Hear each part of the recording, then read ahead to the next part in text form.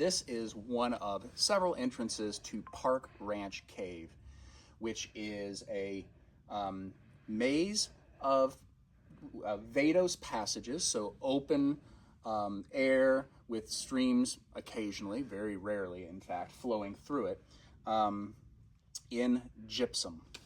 And in particular, this is the Castile Formation. This is basin-filling gypsum in the Delaware Basin, which is part of the Permian Basin Complex here in southeast New Mexico, West Texas. So the caves here are formed from a combination of solutions, or dissolving the gypsum, which is extraordinarily more soluble than calcite by orders of magnitude, and by mechanical erosion, because when it does rain here, we have very rapid surface runoff and collection in these gulches, and creates significant mechanical erosion. So there's a combination of both here.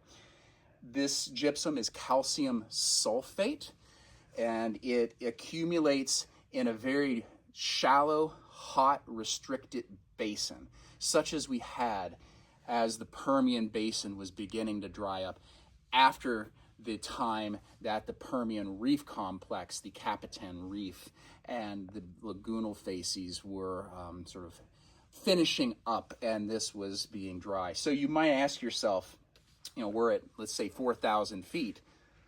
Then this was formed in an ocean basin. How did it get from sea level to 4,000 feet? And the simple answer is uplift. So during the Cordilleran orogeny, which created the Rocky Mountains, you had broad scale uplift of the entire region, such that material that used to be closer to sea level was brought up several thousand feet. That, and also during that time, sea level was just generally a little bit higher too.